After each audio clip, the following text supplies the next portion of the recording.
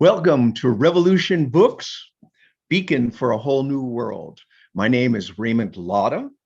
I'm a spokesperson for Revolution Books in New York City and a follower of Bob Avakian, the revolutionary leader and the architect of a whole new framework for human emancipation, the new communism. I want to welcome everyone to tonight's very special program with Robert Jones Jr., the author of the novel, The Prophets. And this is a harrowing and inspiring story of two enslaved youth, Isaiah and Samuel, who find love with each other on a brutal Mississippi plantation. This is one of our featured events for Black History Month at Revolution Books. Last week, Carl Dix gave a talk at Revolution Books that was entitled Eric Adams, who is the mayor of New York City. Eric Adams is a Black Giuliani. The Democratic Party is a party of piggery, and the war on crime is a war on the people. The spirit of Black History Month at Revolution Books is captured in this evocative passage from Bob Avakian. Let me just read this. There is the potential for something of unprecedented beauty to arise out of unspeakable ugliness. Black people playing a crucial role in putting an end, at long last, to this system which has for so long not just exploited, but dehumanized, terrorized, and tormented them in 1,000 ways. Putting an end to this in the only way it can be done, by fighting to emancipate humanity, to put an end to the long night in which human society has been divided into masters and slaves, and the masses of humanity have been lashed, beaten, raped, slaughtered, shackled, and shrouded in ignorance and misery. Let me introduce our guest speaker tonight, Robert Jones, and our program, the very special program, is about his new book, The Prophets. And I would urge everyone to go on the Revolution Books online platform to purchase a copy of the book. And between now and March 1st, you can get a 10% discount on this book. Robert Jones Jr., the author of this book, is a resident of New York City. He graduated with a BA and a Master of Fine Arts in fiction from Brooklyn College. He has written essays and commentary in the New York Times, in Essence magazine, the Paris Review. He has created and curated a social justice, social media community with the moniker Son of Baldwin. The Prophets is Robert Jones's first novel, and it is an extraordinary debut, and we're so honored and excited to have Robert with us. And with that, I want to hand the virtual platform and stage over to Robert. Thank you for joining us tonight. Thank you so very much for having me, Raymond and Revolution Books. Before I begin, I would like to give a land acknowledgement to the Canarsie and Lenape people, who were the original inhabitants of this land and forcibly, violently removed. I thank you for allowing me the privilege of living here, where I not only live, but love and receive my sustenance and community.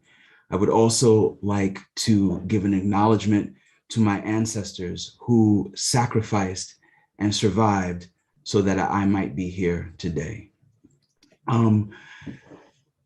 Thank you everyone for coming.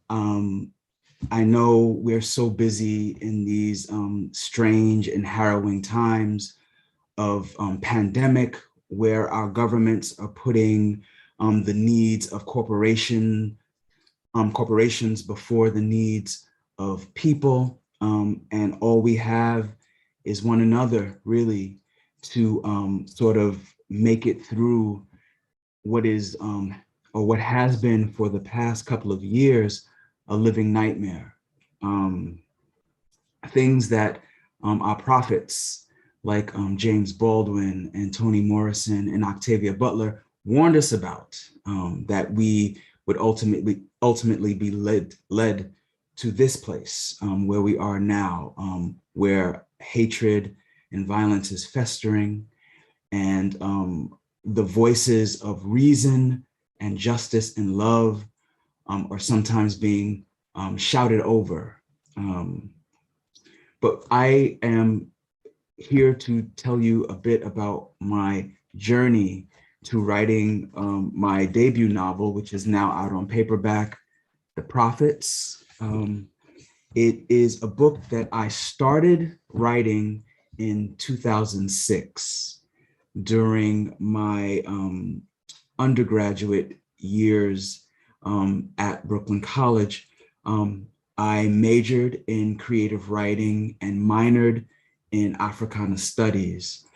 And I did not realize how much I would enjoy reading the literature of the African diaspora.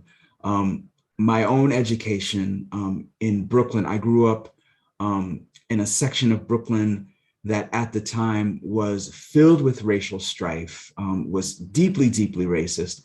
I lived on the border between Gravesend and Bensonhurst in Southern Brooklyn, and went to my zoned schools, which were primarily white. And the curriculum had no Black people in it whatsoever, with maybe the exception of Martin Luther King Jr., and not very much on him. So having been exposed to the great works of writers like Zora Neale Hurston and Phyllis Wheatley and W.E.B. Du Bois and Frederick Douglass, and among others, was a revelation for me. And I was so wrapped up in it. But at some point, I began to ask myself a question once I noticed what to me was a glaring omission. It's not until, at least by my reckoning, and this is of course based on the books that I had been reading as an undergrad student, the Black queer figure does not show up in the Black narrative, whether that be literature or a broader cultural narrative, until the Harlem Renaissance, so the 1920s in the USA. And the first encounter I have with the idea of a Black queer person is in Wallace Thurman's The Blacker the Berry. And so it seemed quite curious to me. And of course, later on, you have a great voice like James Baldwin and Langston Hughes and others who begin to sort of explicate this idea. But my question was, well, what about before the Harlem Renaissance? Where were the Black queer people then? Why were they not writing, or why were they not written about? And I began to ask the question of some of my professors, and the sociologists had a really interesting answer. Their answer was, well, the queer identity did not exist, and so therefore Black queer people didn't exist. And perhaps they misunderstood what I was asking, because they couldn't have possibly meant that because there was no name or distinct identity, that a Black, what we now call a Black queer person, would not know themselves as Black and queer through their own sexual desires. I myself knew that I was different, even though I did not have the language for it. I knew what I was attracted to and what I liked as early as age 3. maybe I might not have had the language to name it, but I knew and understood myself inherently who I was. So that answer did not satisfy me. So I went through the archives to see if I could find any little bit of evidence of the existence of Black queer people prior to the Harlem Renaissance in the United States. And curiously, I did find reference, but those references were always in the context of rape or sexual assault. And I was interested in love and consensual relationships. And I found evidence in Incidents in the Life of a Slave Girl by Harriet Jacobs, where she describes a fellow enslaved person chained to a master's bed, and the master would rape him repeatedly. And then also in the late great Toni Morrison's novel Beloved, which won the Pulitzer, there's a reference to her character Paul D. He is sexually assaulted by a male overseer. But again, those references were in the context of rape culture, and I was looking for something that did not try to pathologize queerness. I had to actually go further back in the history of Black people to the oral histories of continental Africans in order to discover the glimpses of what it could have possibly been like for a Black queer person to exist during the period I'm writing, which is primarily antebellum slavery, although the novel does veer backward in time to an earlier point on the African continent. Esther Arma, who is a phenomenal scholar and activist from Ghana, she was the first person for whom I heard a testimony that would help me imagine the world that I was writing in The Prophets. She said that if you had asked her great-grandparents, what is a homosexual? They would have looked at you curiously and said, I don't know, we don't have that here. And as a Westerner, you may have walked away from that conversation with the misunderstanding that there was no queer people in these particular Ghanaian villages. But what you would have failed to recognize was that in Ghana, there was no need to distinguish homosexuality from heterosexuality, from bisexuality, or cisgenderness from transgenderness. For the Ga people of Ghana, all of these things were a natural part of humanity. This was just a normal part of existence. There was no need to label and separate. So there were what we would call homosexuals in Africa. They just did not have distinct names because the Ghanaian point of view was human beings are human beings.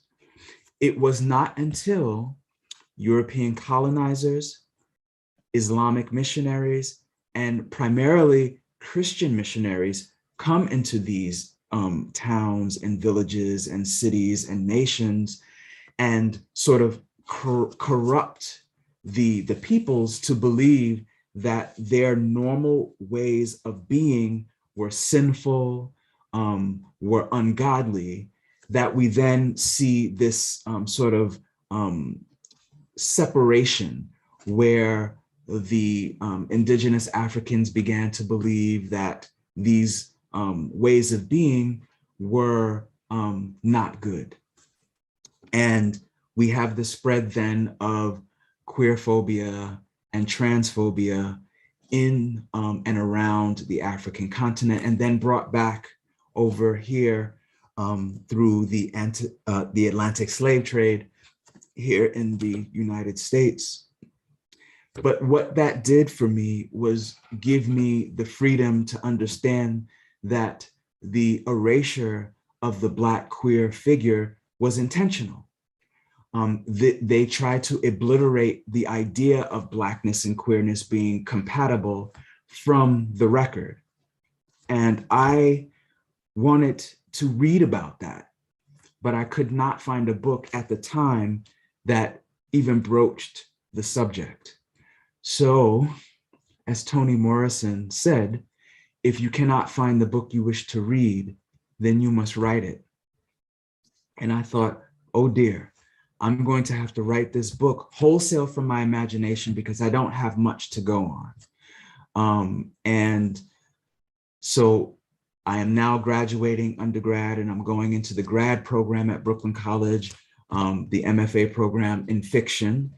And I thought to myself, will this be my thesis project? Will writing about this Black queer narrative in this antebellum period be the thing that I discuss or that I write about for my project? And so I said, yeah, and it terrified me. And the fact that it terrified me sort of let me know that it was what I was supposed to be doing. And so in the fall of 2006, I first put pen to paper on what would eventually become The Prophets.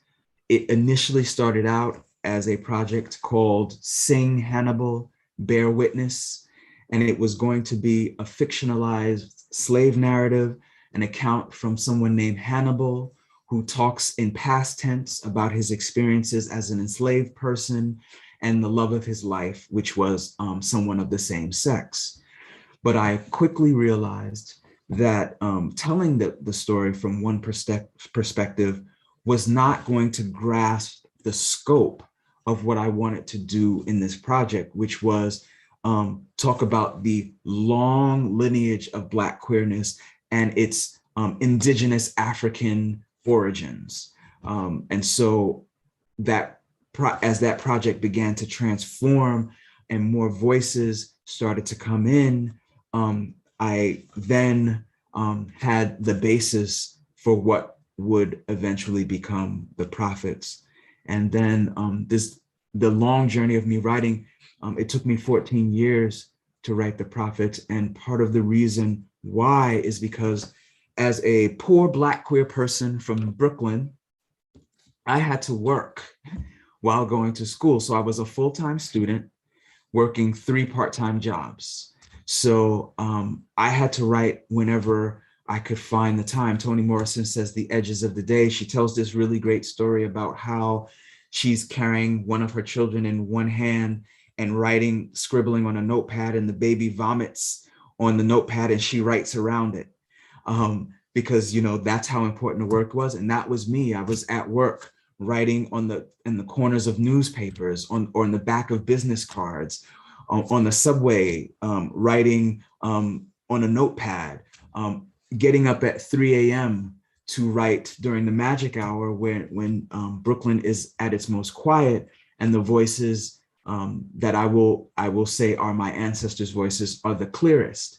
Then going to bed at 5 o'clock and getting up again at 6:30 to rush off to go to work. And it was 14 years of that, because I did not have the benefit of blocking out, let's say, 8 hours a day to commit myself to this project. I had to steal the time where I could. And as a result, that took 14 years. And also it took 14 years because there was a lot of revision to be done. A lot of writers will tell you writing is revision. And one of the blessings and curses of being a writer is that you're always a better writer today than you were yesterday, but you're never as good a writer today as you will be tomorrow. And so you're constantly chasing tomorrow. And that is why you're constantly revising, because I don't know if this is true of all writers, but for me, I can write a line today and love it, wake up tomorrow and hate it and have to rewrite it. And so that was why it took me so very long. And then I also was afraid to let this work go out into the world because I knew that it would upset because here I have a book without a white savior, that centers Black queer love, that is committed to the dimensionality and wholeness of Black people in a time period where we don't very often get to see Black people in their fullness, and a book that is about a revolution, an uprising, a revolt, and liberation. And I didn't think it would have a wide audience. The book also puts Christianity under a particular critical lens. And so I thought no one would want to read this book. No one certainly would want to publish it. And so I have Sally Kim and Ivan Held at Putnam to thank for loving the book with all of its sort of revolutionary spirit and not wanting to alter my vision or compromise my vision in any way, so that this book could go out into the world stronger, of course, through the editorial process, but with my vision intact.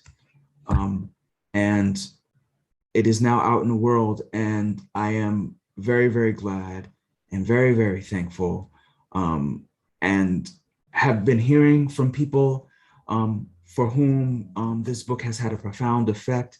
And I am very, very thankful that they have found value in it, that the independent booksellers, through their word of mouth, have been sort of hand selling this book to readers, and to the librarians who are putting this book into the hands of readers, and to the great social media communities like the Bookstagram community, who have been doing tremendous work around getting this book noticed.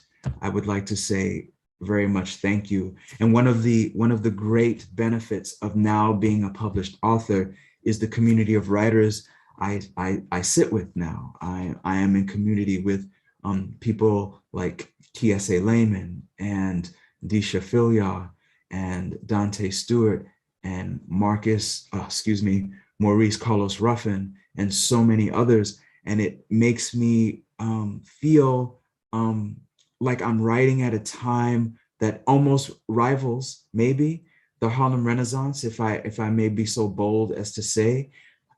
I don't remember another period in history when so many Black voices are writing, and so many Black authors are putting out such wonderful, wonderful work. And that brings me to my own work, The Prophets, which, if you have not read it, my elevator pitch is that The Prophets is the story of Samuel and Isaiah, two enslaved young men on a plantation in Mississippi, who fall in love with one another.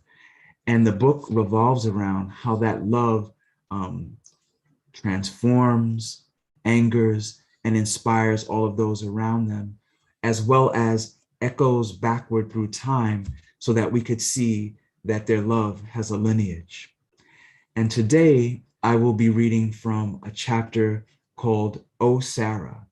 And it is from the perspective of one of the characters, Sarah, who is also enslaved on the plantation on this plantation in Mississippi, which the enslaved people on it call empty.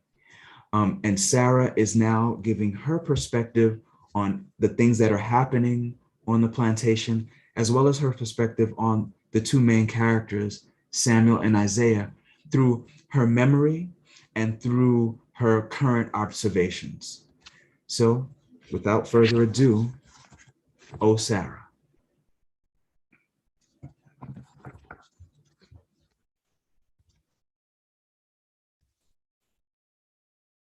The Yovo who licked Sarah's cheek said that he knew she was sturdy because she still tasted like salt water. Yovo was an old thing that Maggie told her no one else would understand, so she might as well call them Tubob like everyone else did.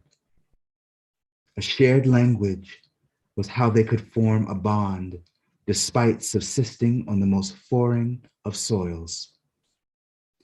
They brought it with them, hundreds of languages, divine practices, and ancestors. Those who had not had them ripped from them, even their dreams knew better than to speak them in earshot, because betrayal was also a commodity. Keep it behind the bosom, Maggie had told her. Maybe inside a cheek, close, but hidden. It'll be easy to reach when you need it. Trust that. Despite sharing a unifying language, nobody wanted to hear Sarah's ship story. Wagon tails were hard enough, but to sit still as Sarah revealed how, when left no other choice, when closed in tight and surrounded by the heat, dank, and hands of a wayward vessel, vomit could become a meal. That was simply too much. Most of the people she came to live with on Empty knew nothing of ships. They had been born in the stolen land, under the watchful gazes of a people with eyes, mercy, eyes that seemed to glow in the dark like any pouncing beast. See, first the hands to touch them. See, the first hands to touch them were without skin, so she couldn't expect from them a willing audience. She wasn't insulted then by their choice to leave her without witnesses. That would perhaps mean that her name would eventually be lost to time, and the girls who came up behind her wouldn't have her to show them exactly who came before. That was where the real shame found roots. She kept it then, all of it, locked up in her head with the other things that squeezed themselves into the space without even a courtesy of a, how you? He licked Sarah's cheek in the Times Square of some place called Charleston, South Carolina, where the bodies from ships washed up with the tide and cluttered the shore, and said that she still had salt in her and that her arms were just right for chopping cane. They dragged her there from a place they called the Isles of Virgins, a name that made no sense to her given the violations that sometimes didn't even wait for moonglow. She had been seasoned there. They tried to break her in half. She was young enough so that they had nearly succeeded, but trapped within her mind were remembrances. The first place she lived wasn't by a sea. It was deep in the bush, which had protected them and the ground from sun and made their eyes suitable for night. Flowers burst all around her in colors that she hadn't seen anywhere in Marijuana, St. Thomas, Charleston, or Vicksburg. Fruit was abundant, and the plums were thick with juice that ran from the corners of her mouth and trembled at the edge of her chin just as surely as any dew. She had not yet arrived at her name, which is to say that she had not yet grown enough to be given a name, since names came from how your soul manifested, and that couldn't be known until it was time to transition from girl to whatever it was you chose to be after. But everyone had to begin there. Girl. Girl was the alpha. Even in the womb, the healers had said, the start was there before anything might change. Circles came before lines. That was what had to be honored. When babies arrived, they were girls, irrespective of whatever piece blossomed between their legs. Girls until after the ceremony, where you could then choose woman, man, free, or all. A girl with so many mothers, aunts, and sisters draped in the softest fabrics, No unkind eyes or untoward glances. Sarah remembered the laughter most, but also a wagging finger when she had once tried to slip from under the bush's protection. You want to be gobbled up by a lion, yes? No. Then you come over here right now, child. She walked sullenly back to the arms of the many mothers, but she would get gobbled up by a lion anyway. And no one would hear her testimony of the ship, nothing about its sickening rock or the marks left on wrists and ankles from heavy shackles. Not a word to be heard about the thing in the corner that moved, and she was sure it wasn't a shadow because there was too little light to cast one. Instead, silence. Nobody wants to hear that old Africa shit. We here now, ain't we? What difference do it make about before the ship? That was the danger. The danger was alive, you hear? It was living. Nothing there can save us now. They silenced her, all of them but Maggie, who had a lot of the old thing in her. Easy, Sarah, oh Sarah.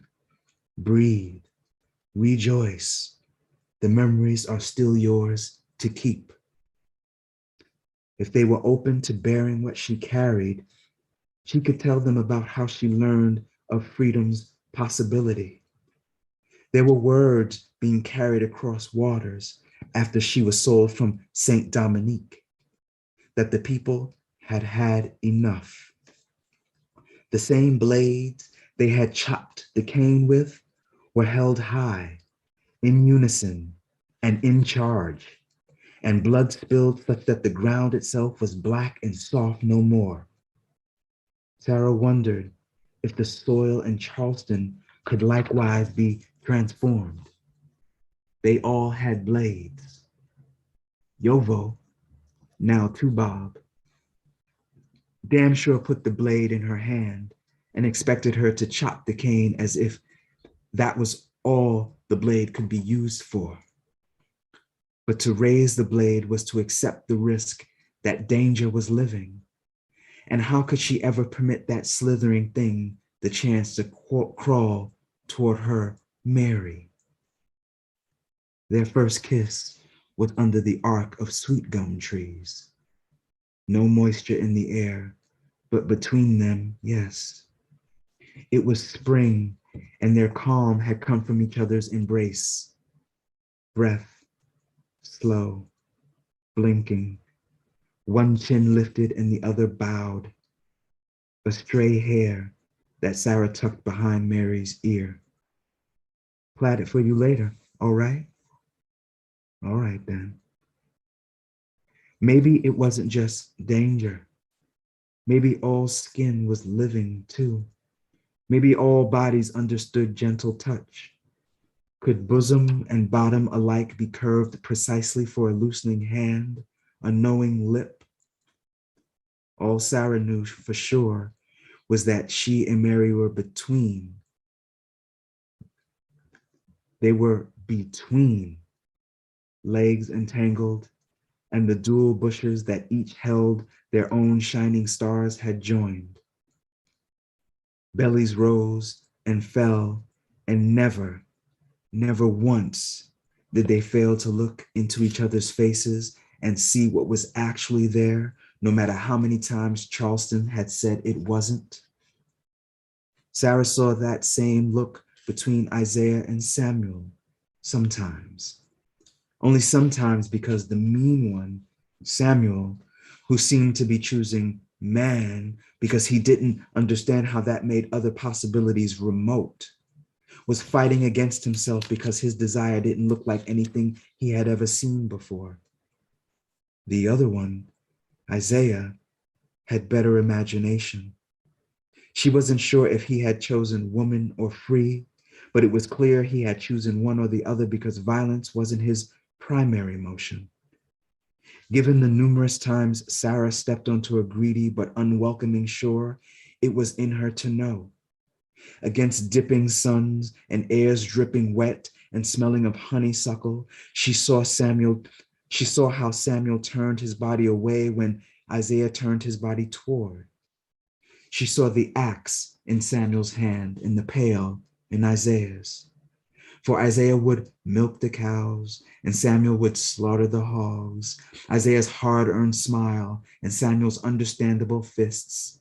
She could precisely attribute glee to one and despair to the other because one's spirit had clearly sprouted wings, while the other took refuge in the echo of caves. Both, she knew, had a purpose, however imperfect. Life was being clung to, whether with balm or sword. No one looking could see what she saw because no one looking knew what she knew. To everyone else, Samuel and Isaiah had blended into one blue-black mass, defined by the mistaken belief that it was a broken manhood coating their skin and not what? Courage? Though it could have been foolhardiness too. Girl is the beginning, damn it. Everything after is determined by the soul. There were no sweet gum trees on empty, so Isaiah especially, but Samuel too, must have had no choice but to settle for the cover of a ratty barn roof that even the pallid moon could penetrate if it wanted to. Their safety was therefore less, and she felt for them, but only to the degree that it was rooted in her own memory of what was lost. Wait, not lost though. This wasn't something she had incidentally misplaced on a ramble. Someone had devised a separation to be felt acutely between two wings of her ribs. That was an unprotected space, the unprotected space. Every time she saw Isaiah and Samuel, it made her curse the distance between her and Mary and the people who placed it there. And what was in that distance but thorns, green and steely, eager to pierce not just the beating feet racing back to embrace the departed, but the chest, for that was where the treasure was. When she saw Isaiah and Samuel, the distance stretched and grew more and more entangled. But seeing them also softened her because she had remembered too how it would end. Was Mary still in Charleston? Probably. There was no need to have sold her too. The cane was punishment enough, but they would teach her for the rest of her days the meaning of sugar anyway. Some days it was safer to imagine her dead, a plump corpse condemned to the ground under layers and layers of earth to become nourishment of another kind. Other days, Sarah couldn't help but imagine Mary with a blade strapped to her thrashing arm, covered not in her own blood, but neither of those was what unfolded. Truly, they had to pry the blade out of Sarah's hands, not Mary's. What had they even given it to her for in the first place? If it could chop Cain, it could chop man. Her refusals, which they wouldn't heed, meant she could test the theory. He was too much her people, and that was the way it would be. We was always doomed, won't we? That was the last thing she said to Mary as they tied Sarah down and carted her off to Mississippi. There was no point in saying the things truly felt because they were already known. Instead, Sarah figured that the time should be spent looking at the face of her one, to study it, so that in the deep, deep of night, which was the only time solace could be real, when her hands were tucked between her own legs, that was the only face she saw. Then, and only then, could she fling her juices upwards, hoping they, too, could be etched there, like the sky that her only one, wherever she was, could also see, and when the rain came down, also drank from. Oh, Sarah, empty was another thing.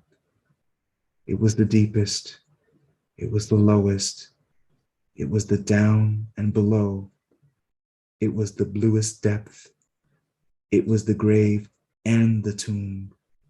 But briefly, ever so briefly, you could still come up for air, despite the blood and the screams and the smothering hot.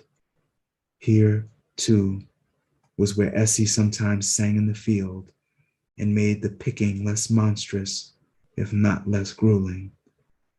Oh, she would open her mouth and hit a pitch that made bellies rumble, because it was the same vibration as living itself. The butterflies must have known too.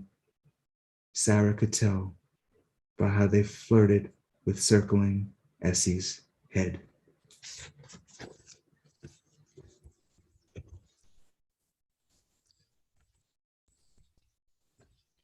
Wow, that was a beautiful reading. I want to thank you for delivering that to the audience, allowing us to learn about the evolution of this novel, how you came to write it. And I do want to say that what you've done here is brave, defiant, and quite beautiful. I think for those who haven't read the novel, having heard you read this section on the chapter of Sarah, I think, captures so much of the power, of what you've done. I wanted to ask a few questions and make some comments. I'm going to sort of reference, the work, the narrative, and some of the, the key themes, and that will hopefully, provoke people who have not gotten a copy of the book to read it. And again, I want to emphasize that the book, The Prophets, is available at Revolution Books in the store here in Harlem and online on our sales platform. That's revolutionbooksnyc.org. You can go and find it. Here is the actual direct link to the online platform. That's shop.revolutionbooks, and there is a 10% discount between now and March 1st. So with that, I wanted to ask I wanted to start with two interrelated questions, Robert. Isaiah and Samuel, who forged this incredible relationship of love. This is, sort of at the center of the novel. It poses a threat. It poses a threat in two senses, and I wanted, to hear you, elaborate. At least as I read it, the threat is twofold. One is what is expressly stated by, the main plantation figure, Paul, that that homosexual love, queer love, is not going to serve the function of breeding new slaves in what you call the fucking house, and they refuse to play that role. So that on the one hand, and on the other, it poses a threat to, quote unquote, the natural order of things, the biblical order of things, which you are so, as I said, I mean, this is very provocative, the way in which you are questioning, as you said, Christianity. So there is the twofold threat. I mean, one is, to the breeding machine that young Black enslaved people were forced to become part of. There's the whipping machine, there's the breeding machine, and then there's the machinery of forced labor. So on the one hand, that's a challenge to that. And then it's a challenge to, as I said, what is viewed as the normal state of affairs, the patriarchal state of affairs, the biblical sense, as you said, of what's right and wrong. So how do you see the interplay? I mean, how are you working at that? I was very struck by it, obviously, but I think that's a very important interconnection, in the novel, as it unfolds. I've come to understand that capitalism requires certain things of us as human beings. These categories that we're placed in, as, let's say, heterosexual or cisgender or Black or brown or white, all of these things serve the capitalist machine so that it can run as efficiently as possible. And one of the things that capitalism requires of the human being is that we be procreative for the purposes of keeping the conveyor belt of soldiers and laborers, so that we have the soldiers fighting to steal resources for the 1%, and the laborers working to turn it into the 1%'s luxury. And we, of course, create these myths around what that actually is, using religion and other forms of spirituality to sort of cement it into the public consciousness, such that we think it's natural and it grows right up out of the ground, that it is part and parcel of the way the universe works. But the truth of the matter is that is not true. Yes, it does require somebody with a particular set of genitals and another particular set of genitals and reproductive organs to create a baby. But this idea that relationships have to be bound by that is a relatively new one. I go back to pre-colonial Africa in the before time.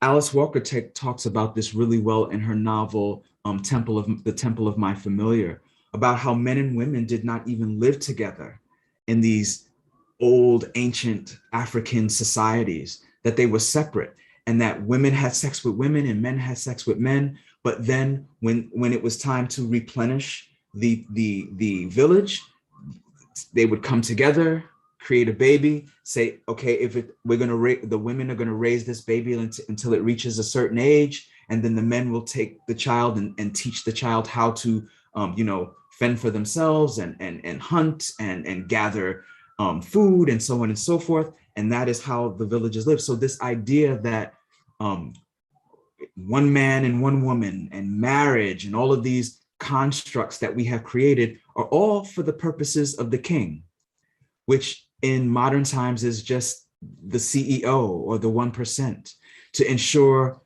their comfort, their safety, their luxury, their gross hoarding of resources. And we play into this because it kind of makes us feel good. If we could look at a group of people and say, because you're Black, you're less than me. Because you're queer, you're less than me. Because you're trans, you're less than me. And I am entitled to something more, whatever that more is. It's always amorphous and never well-defined, but it could be, extra victuals or a little bit more cash, or, living in a nicer neighborhood, or being able to send your kids to nicer schools. As long as I have that, I'm fine with the way things are. As long as I am not the oppressed person. And so when I'm writing the prophets, I have all of this in mind about how Samuel and Isaiah's love is something that pushes against this idea that they have to fit into these boxes, that they have to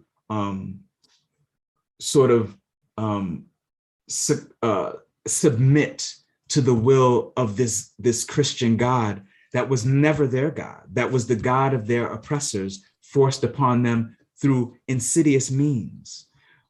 So even to this day, I believe that Black queer love functions in that way. Although it has these organizations, these machines have tried to co-opt Black queer love to place it into a place that fits within its own paradigm.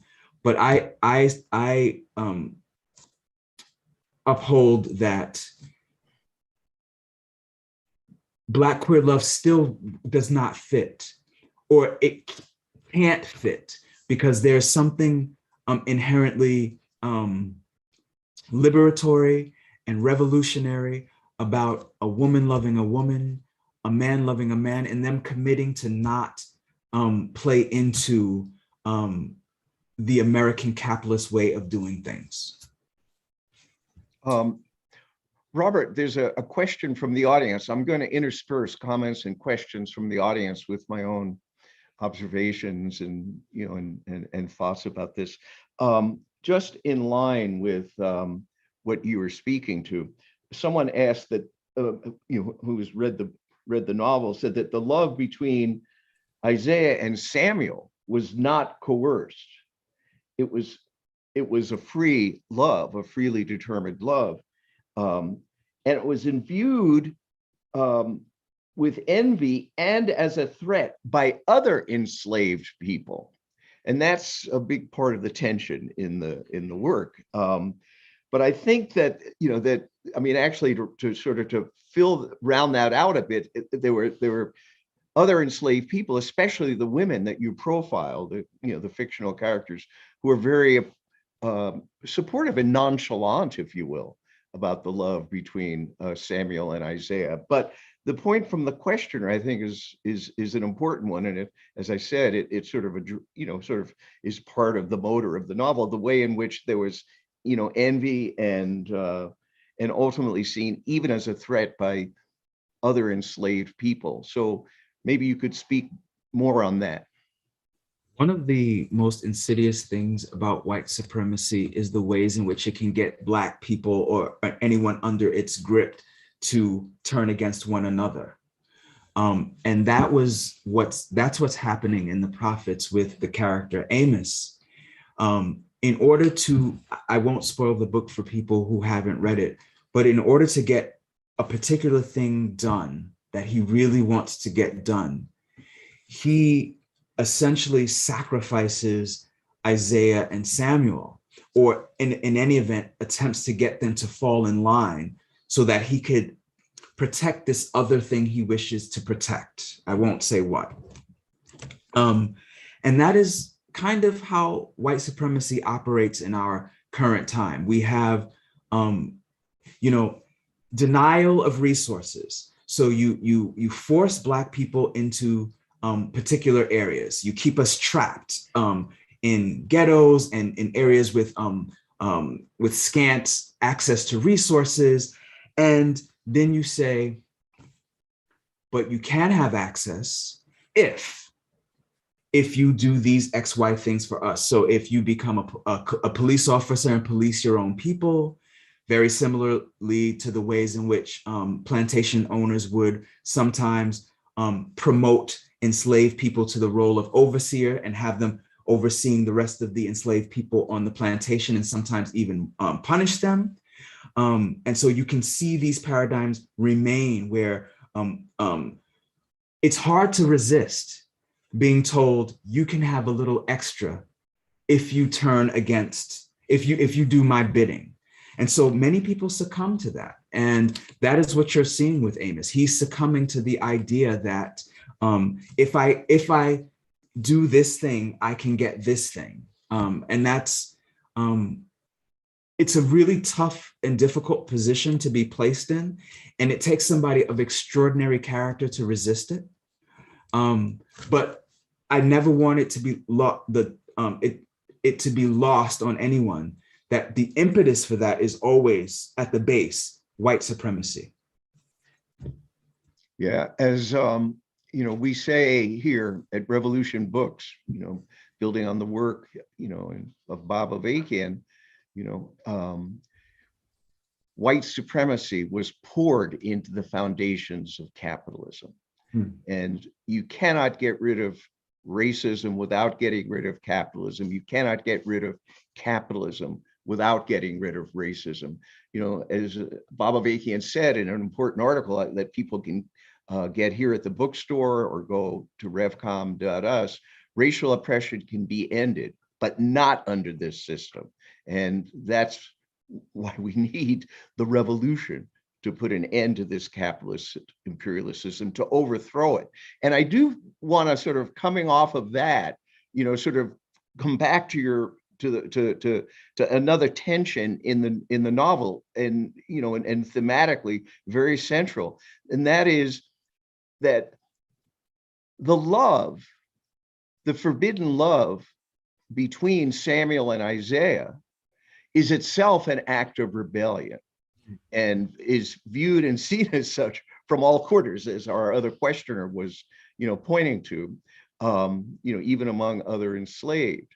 So it was an act of defiance and rebellion, but that itself was not sufficient. That rebellion actually required the revolution that you're actually sort of metaphorically getting at, in what, without giving anything away. Again, I'm following your ground rules, Robert, but that there's a relationship between an act of rebellion in terms of breaking with those norms, and then the fact that to really create the conditions within which people could flourish, you had to actually rebel. And I think that is, and what that meant back then, and what you were imagining in the novel, we will not give anything away here, and what it means today. And that's why I think it's very important what you've done, imagining and reimagining the past and imagining a different future. But maybe you could speak to this relationship between the personal act of defiance and rebellion in terms of the relationship between the two, but that in and of itself is not going to solve the problem that forces them to live as they have to live in the shadows. And very much shout out to the on the ground activists who are daily putting their bodies, their well-being, their hearts, spirits, and minds on the line in the name of liberation. Because that's what it takes. Like, I could be, this Black queer figure sitting here writing. That's my ministry. I am a writer. That is my gift from my ancestors. And that is what I can do to contribute to the world. That is my purpose. But you also require, we also require those who can strategize on the ground, in the ways in which to rebel physically, because it's not enough for me for me to be a writer telling these tales. There also has to be, I don't want to call them soldiers, because I hate that word is tied so much to the military industrial complex, but those valiant people who place themselves in harm's way for a better way of life, for a better way of being, that is absolutely required.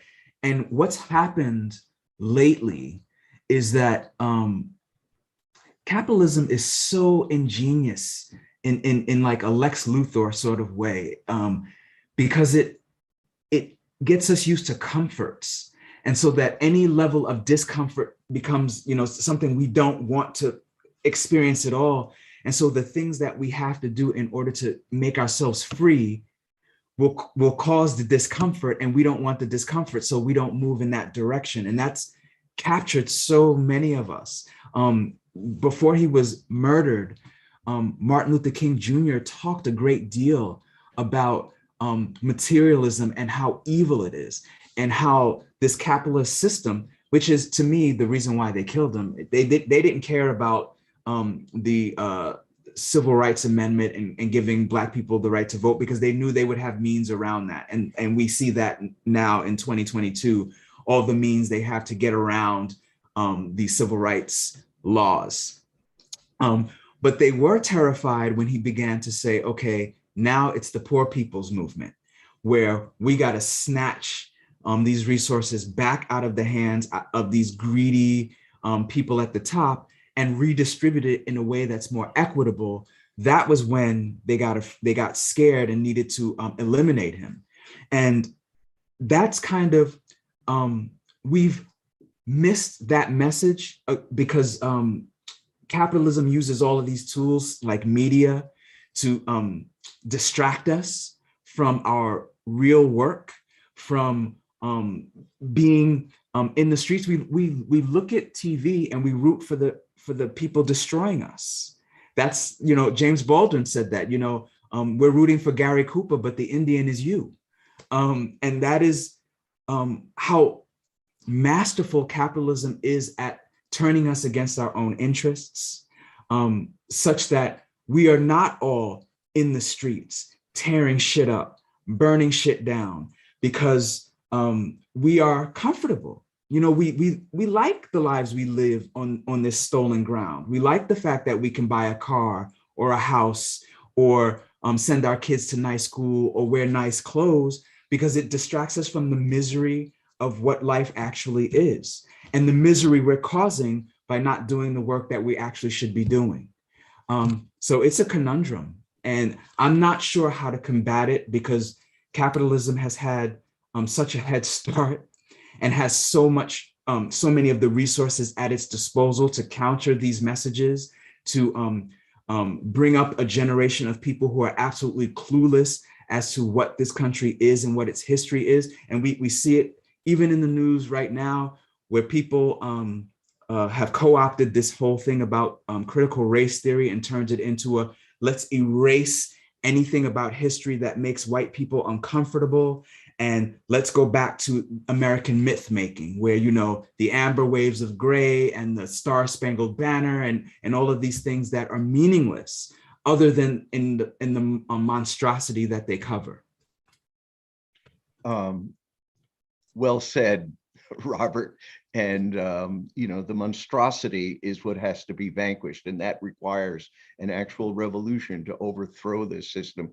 And I'm pointing to the sign behind me, a new talk by Bob Avakian, the something terrible or something truly emancipating as possible. And he starts with a provocation in this talk that Martin Luther King himself had said. Here it is. People can get it online at revcom.us. But that Bob Avakian begins by talking about a statement from Martin Luther King, who said revolution in the United States would be suicidal. Now, Martin Luther King was wrong about that, but you cannot make revolution just any time. We are in a rare time, a rare set of circumstances where revolution is more possible now, has become possible. And this work addresses why. So the opportunity to actually make this revolution, is emerging. And, that is what, people who want to see an end to this horror, have to begin to raise their sights to. And I would encourage people to read this work. I'm going to send it to you, Robert, and we can have some discussion, and we want to open up much more discussion about that. We are living in a time now, a very dangerous time, where they're banning books and banning abortion, where the US is now threatening, a conflict with Russia, two imperial powers, vying for influence, and control.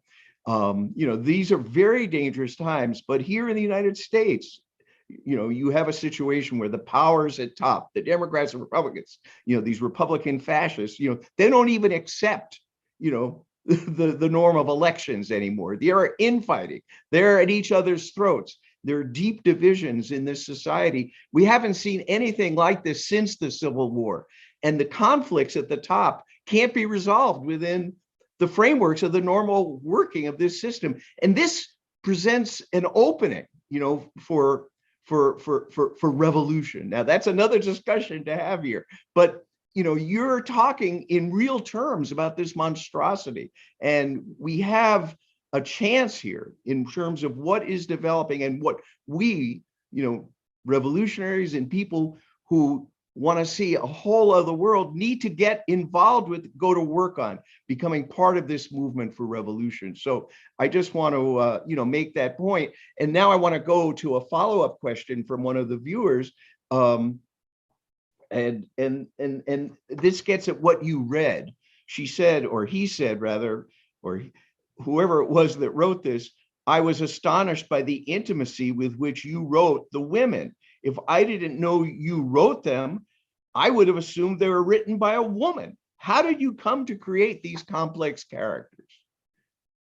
Thank you for that question. I write from character. I know some writers write from plot, but for me, I have to understand who the characters are, each and every one of them, even the minor characters. I have to have a good sense of who they are as full human beings before I can move into the construction of anything that I'm working on, like a novel. So with the prophets, I had to really, really dig deep into memory, into research, into just my everyday experience as a person to sort of craft these characters. And that included the women. I, in fact, wanted to make sure that the women characters in my book were fully dimensional, that they did not fall into your stereotypical tropes. I wanted to make sure that at least one woman in this book could pass the Bechdel test. And for people who don't know what that is, that it's a woman whose primary concern isn't a man, that she can have a conversation with another woman and it not be about men and that, you know, things of that nature.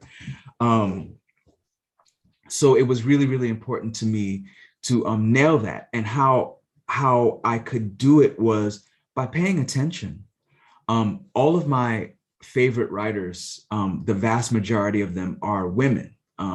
So Zora Neale Hurston, Toni Morrison, Gloria Naylor, Octavia Butler, Alice Walker, Toni Cade Bambara, Gail Jones, so many others are my favorite writers. And I've been reading them for decades now. And so one of the best things about being a writer is that the more you read, the better a writer you become. And so I think part of it is osmosis. Having read such fully developed characters written by Black women made sure that I could perhaps write women characters as full, or at least gesturing in the direction of their fullness, so that it would not be this situation where I'm sort of writing these flat,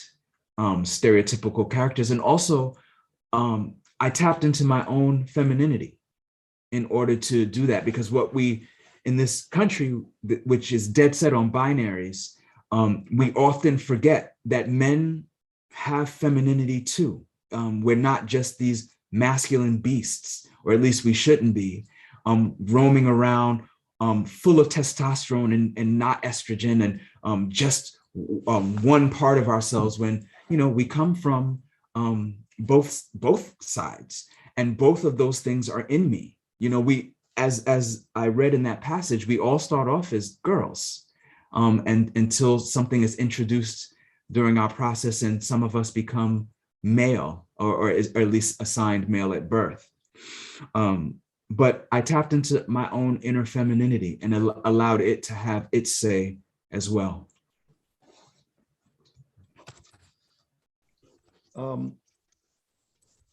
Someone asked if you're, you know, in the way in which you're describing the African societies and, you know, the gender fluidity. Someone asked whether you're familiar with the novel Woman on the Edge of Time, which depicts men who nurse babies. No. Woman Right. on the edge of Marge time. Marge Percy. We carry it here at Revolution Books, but this person was asking if in any way you were influenced by that. But I have never heard of it. all right. I was completely influenced by my research on pre-colonial African societies, which had very contemporary ideas about gender identity, sexuality, and sex. Yeah. There are several, the Dagara people of what is now Burkina Faso, for example, believed that they rejoiced when a queer child was born into their village, because that meant they now had someone who could be a guardian at the gate. And what they meant by that was someone who could commune with the ancestors on the other side to give wisdom to the village so that they could remain safe and healthy. There are tribes where in some native languages in Nigeria, there's no pronouns like male, female pronouns. That doesn't exist in the language. There are villages where you were not assigned a gender at birth. You chose your own gender, or your gender was chosen for you at a later time when it was clearer what you were. So all of those things have existed in indigenous civilizations for a very, very long time. And it's only, unfortunately, because of Europe that those knowledges are lost or erased. And now we're thinking of these things as new information when really it's very, very old. Robert, you just picking up on this, you are describing in the novel a matriarchal society, a tribal communal society, whose, this is your designation, whose king is a woman, right? That was, whose king was a woman, and you given this this society a fictional name, but what were some of the actual works of that you were looking into?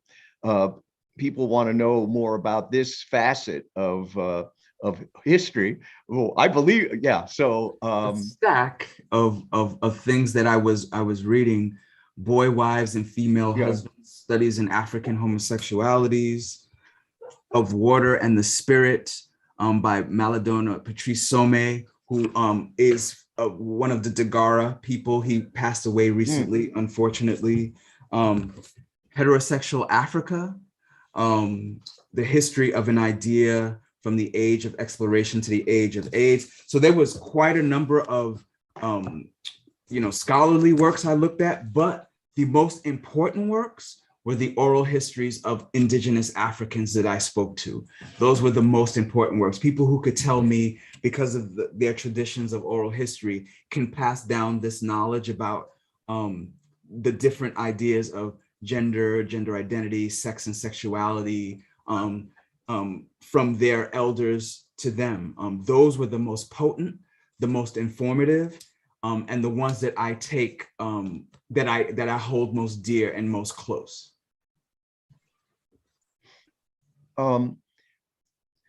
What has been the the reception to the novel, in different quarters?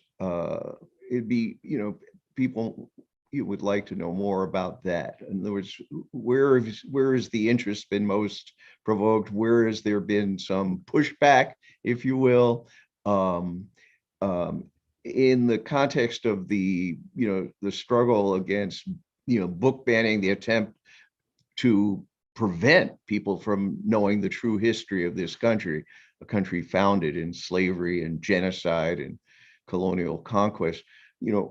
Are there any sort of symptomatic and emblematic responses to the novel? I know it's only been out for a year, that you'd like to share with us. I have been fortunate enough not to have been the subject of a great deal of hatred from the public, as some of my fellow writers have been. George M. Johnson, they, them, and their book All Boys Aren't Blue, for example, is under fire. My brother Frederick Joseph, whose latest book isn't even out yet, Patriarchy Blues, has come under a tremendous amount of fire for what is a brilliant book. I can't wait for people to read it. I haven't had that sort of direct attack. My engagement has mostly been positive. And I find that Black queer people in particular have been the most receptive of this book, who have said to me, Robert, thank you for writing it. This was the book that I was waiting for. And that includes Black people in this country and abroad, Black people in Europe or on the continent of Africa, even in Australia, South America, have said to me, thank you for writing this book because it is the book I was waiting for. So that has been fantastic.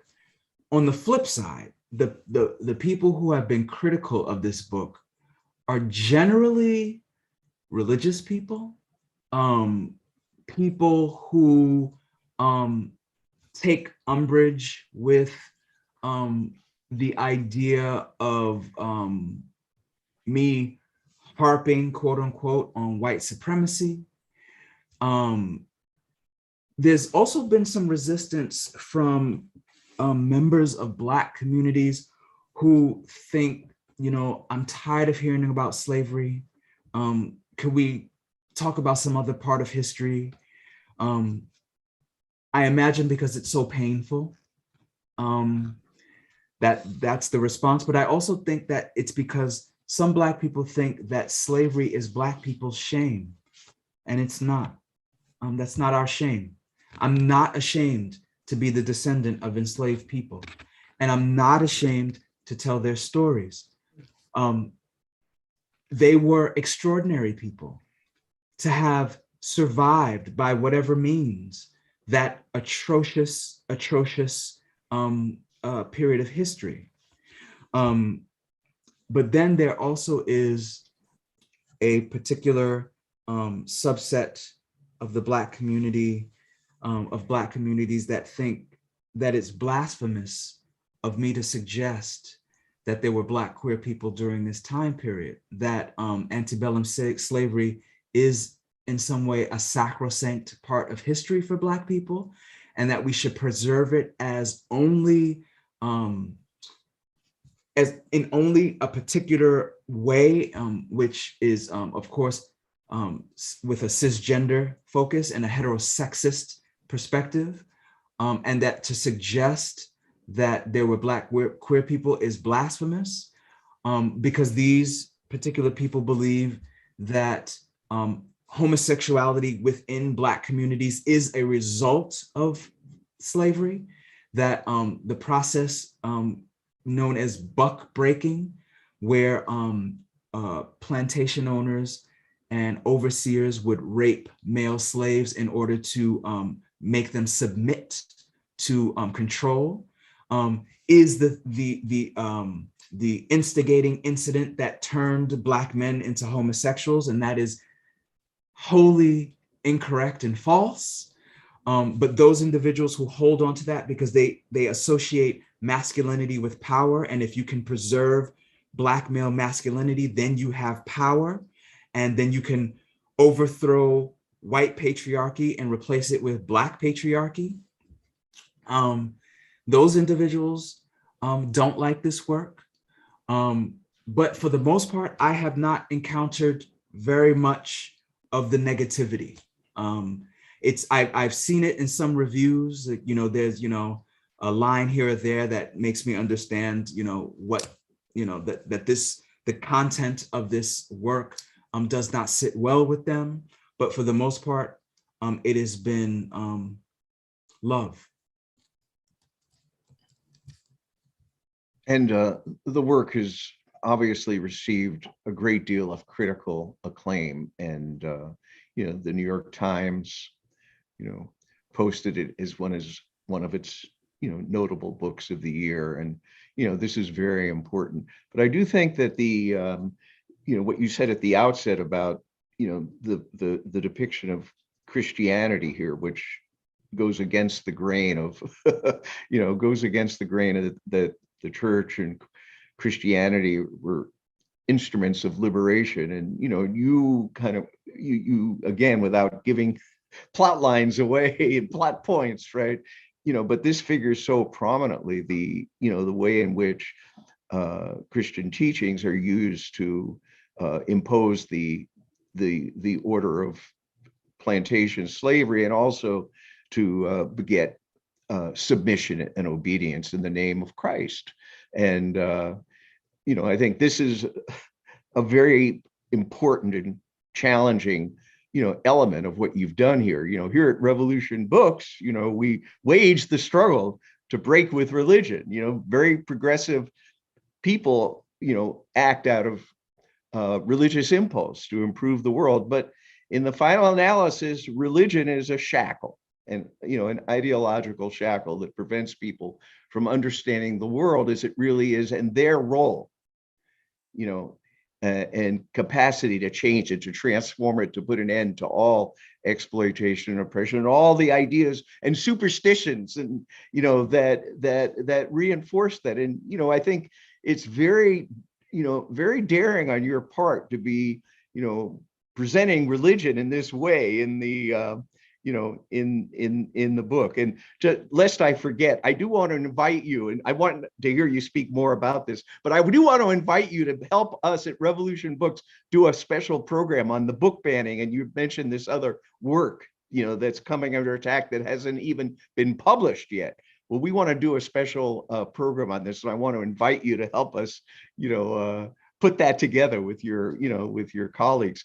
But maybe you could speak more to this this point about religion. And it's very it's very provocative, and in the way in which it's treated in the book. I grew up in a house that on my mother's side of the family was Nation of Islam, and on my father's side of the family was African Methodist Episcopalian Zion. Two very strong religious points of view, in which I did not fit in either because of my queerness. Both of them were very clear that either Allah or Jehovah saw me as less than because, and that could not love me unless I changed. So that already set me up for looking at religious constructions critically.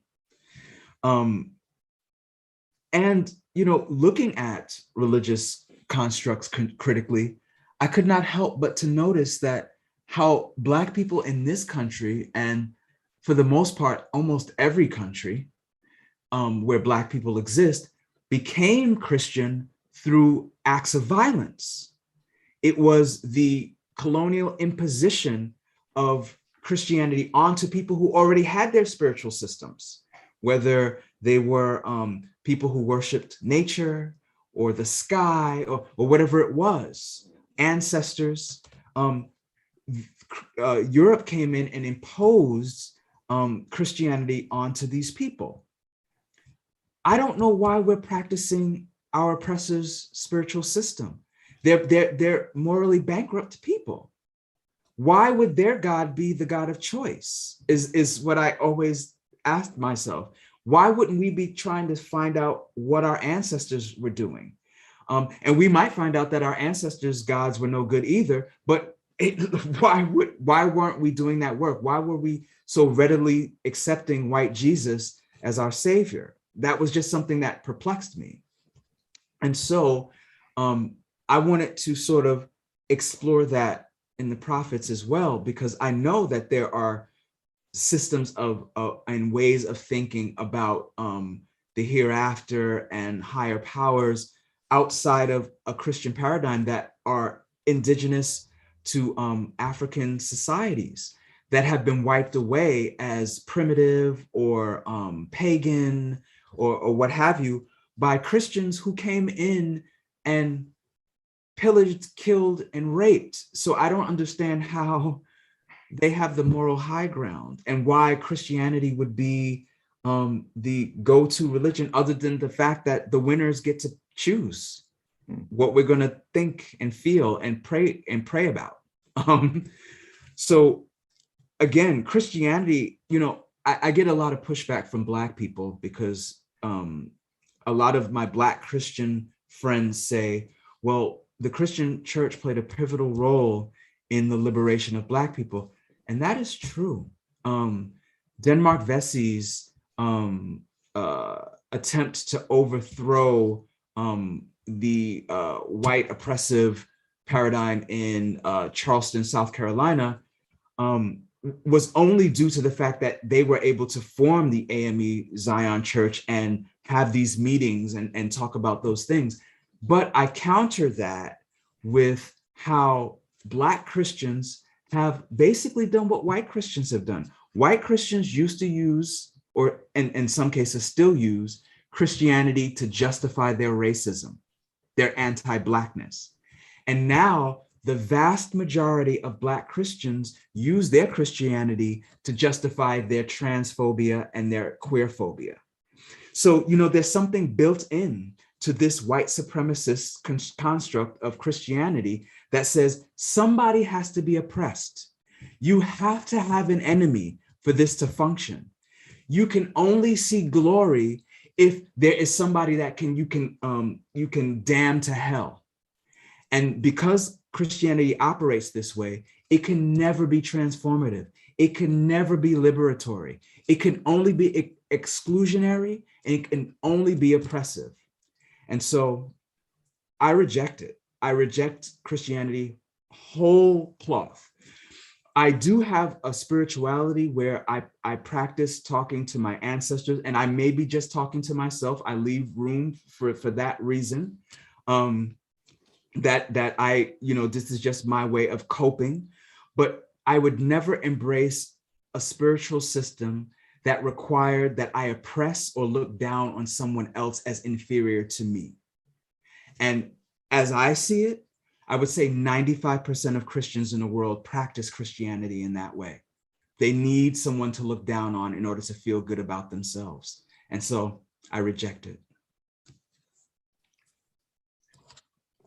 Robert, we need liberation without gods, and the God belief, you know, in a supernatural, some domain beyond, you know, beyond is a hindrance to us. To what we need is a scientific approach to understanding and changing the world, and breaking with, you know, with these idols, and, you know, with non-existent beings. That's another question, you know, to get into deeply, but you are, you know, you're probing this in very, you know, in very important and meaningful ways. And we open up that discussion here at Revolution Books, you know, that, you know.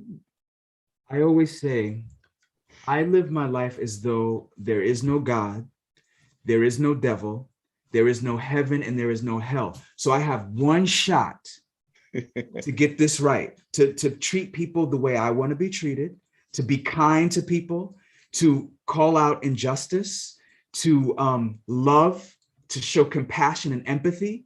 Or I could go the other way and be a rotten, dirty, rotten scoundrel. But then do I want to be remembered that way? Is that the world I want to leave to my niece and nephew and nibblings? Is that what I want?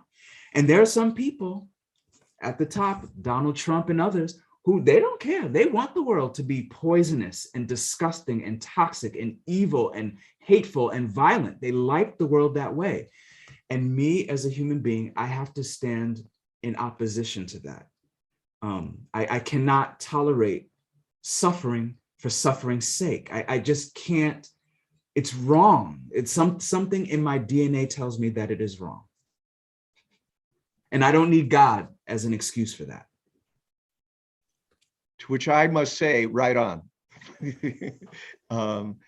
I want to, you know, there is a Christian fascist movement in U.S. society, you know, and, you know, they had, this fascist regime under Trump. This movement has a great deal of initiative, and, you know, they are moving to remake society in a, you know, to impose this theocratic patriarchy, you know, and, you know, this is, again, you know, what makes these times so dangerous, but also what is polarizing and tearing this society apart. And part of what, you know, is that opening, you know, that makes this a time when revolution becomes possible. You know, I do want to, we don't have a lot of time left. I do want to just take just a few, just to say a few things about Revolution Books and to call on people to support this bookstore. Especially in these times that we're describing, when this bookstore, which is the political, intellectual, and cultural center for a movement for an actual revolution, is needed more than ever in this time when something terrible or something truly emancipating is possible. The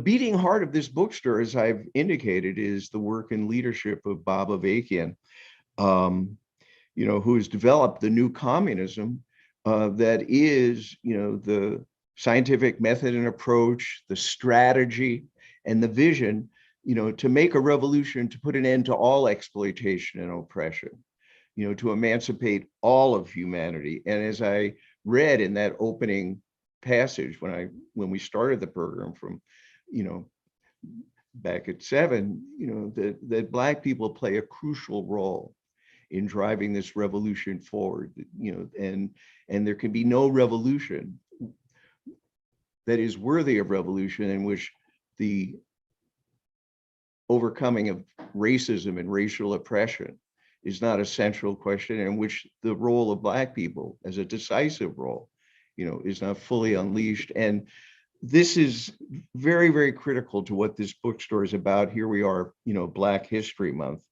And, through the exploration of Bob Avakian's writings, the books, the wide-ranging books, that we carry here at Revolution Books, the author conversations, the dialogue and the debate about religion, about reform versus revolution, and the films and the performance that takes place here, we dig into why the world is the way it is, and why it can only be transformed fundamentally through revolution.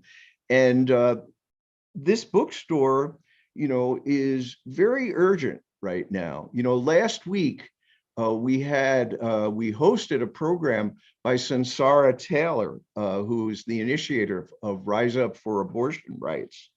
And she gave a talk that was entitled "Forced Motherhood is Female Enslavement. We refuse to let the Supreme Court decimate abortion rights." And she got into what the high stakes are for this struggle, why we have to be fighting to defeat this move by the Supreme Court to eviscerate abortion rights, and why we have to go into the streets, on International Women's Day, March 8th, here in New York City, shake this city up.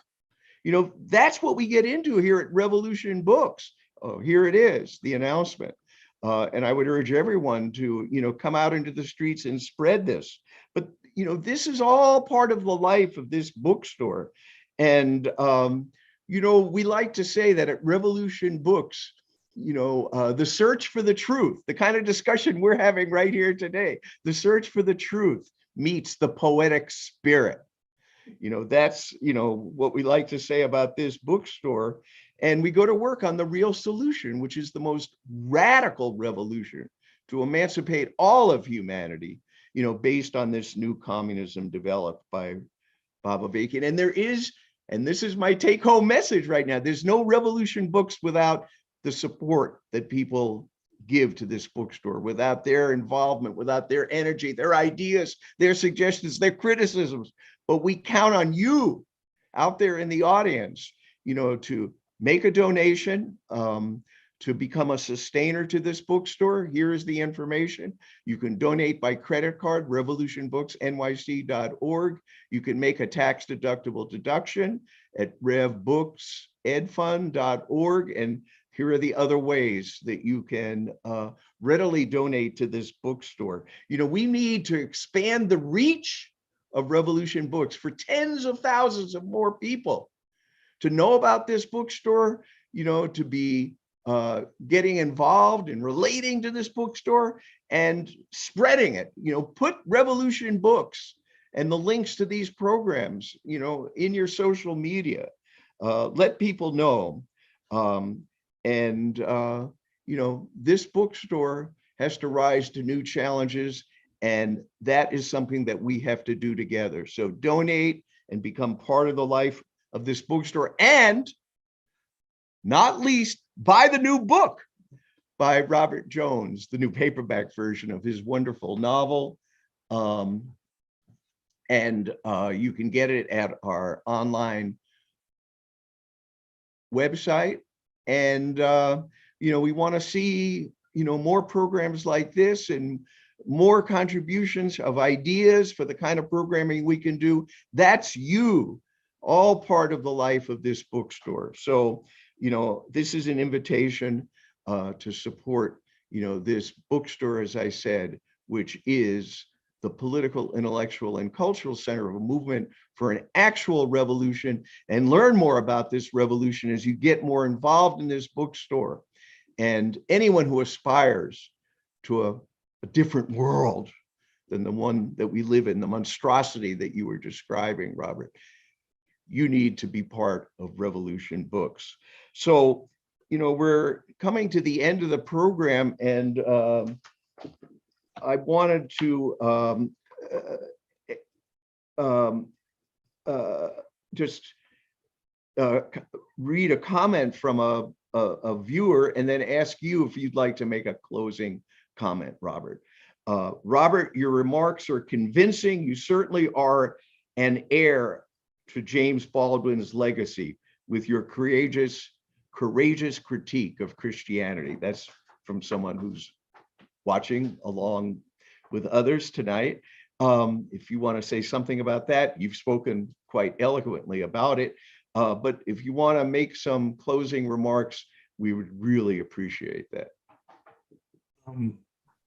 Raymond, thank you so much for having me today.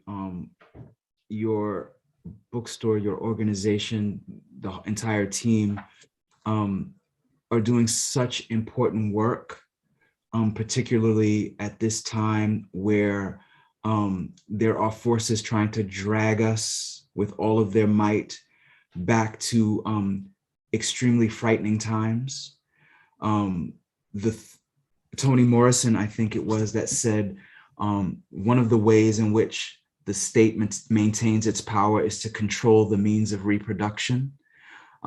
So this valiant fight against the Supreme Court, gosh, that conservative Supreme Court, and what they're trying to do in terms of people who, with wombs and their reproductive choices, not to mention voting rights and all of these. I just heard the other day they're gonna see a case about gay rights.